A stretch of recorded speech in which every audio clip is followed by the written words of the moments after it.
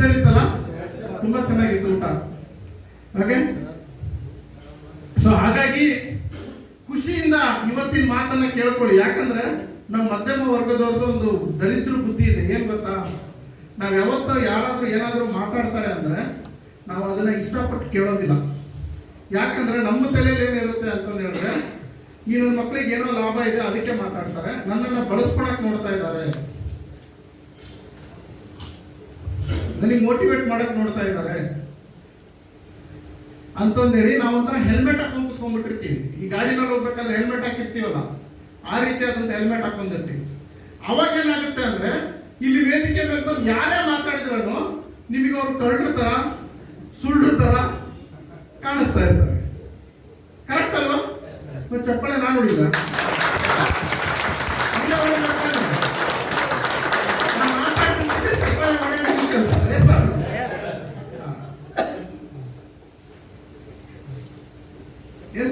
Correct ಅಲ್ವಾ? ಮಾಡ್ತಿದ್ದೆ, ಅದಕ್ಕೆ ಮಾಡ್ತಾ ಇದ್ದೀನಿ ನಾನು, ಅದಕ್ಕೆ ಮಾಡ್ತಾ ಇದ್ದೀನಿ. ಚಪ್ಪಳೆ ನಾನು ಹೊಡಿಲ್ಲ, ನೀವು ಹೊಡಿಲ್ಲ ಅಂತ. ಹೌದಾ? ನೋಡಿ ಸರ್, ಕೇಳೋ ಕ್ಯೂರಿಯಾಸಿಟಿ ಮಾತು ಬಿಟ್ಟಿರ್ತಾರಂತೆ ಚಪ್ಪಾಳೆ ಹೊಡೆಯೋದು. ಕರೆಕ್ಟ್ ಅಲ್ವಾ? ಗುಡ್. ಸರಿ, ಒಂದು ಚಪ್ಪಾಳೆ ಜೋರಾಗಿ. So happy. ನಾನು ನಿಮ್ಮ ಅಪ್ಪನಲ್ಲ. ನೀವು MLC ಅಲ್ಲಿ ಕೋಟ್ಯಾಧಿಪತಿ ಆದ್ರೂ ಷರತ್ತಿಗೆ ₹1 ದುಡ್ಡು ಬರಲ್ಲ. ಜೋರ ಹೊಡೀರಿ ಚಪ್ಪಾಳೆ.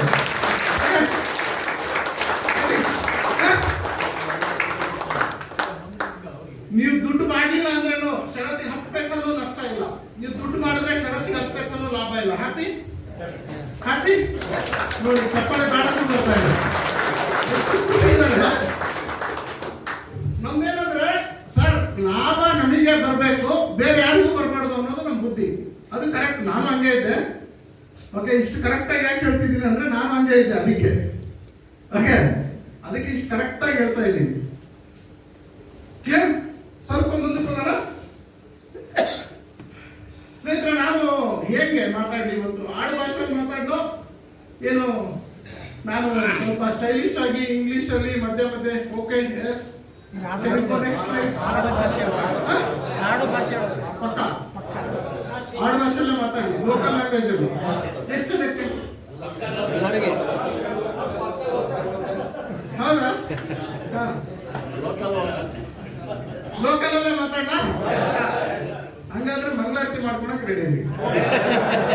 ಓಕೆ, ನಾವು ಲೋಕಲ್ ಅಲ್ಲಿ ಮಾತಾಡಿದ್ರೆ ಬಹಳ ಕೆಟ್ಟದಾಗ ಮಾತಾಡ್ತೀವಿ, ಅದಕ್ಕೆ ನೀವೇ ಜವಾಬ್ದಾರು. ಆಮೇಲೆ ಇನ್ನೇನಪ್ಪ ಟ್ರೈನರ್ ಅಂತೆ, ದೊಡ್ಡ ಕೋಟ ಬಂದಾನೆ, ಇಷ್ಟು ಹೋದಾನೆ ಅಂತಾರೆ, ಹಿಂಗೆ ಈ ರೇಂಜಿಗೆಲ್ಲ ಮಾತಾಡ್ತಾನಂತ ಅನ್ಕೋಬೇಡ್ರಿ. ಓಕೆ, ಹಾ.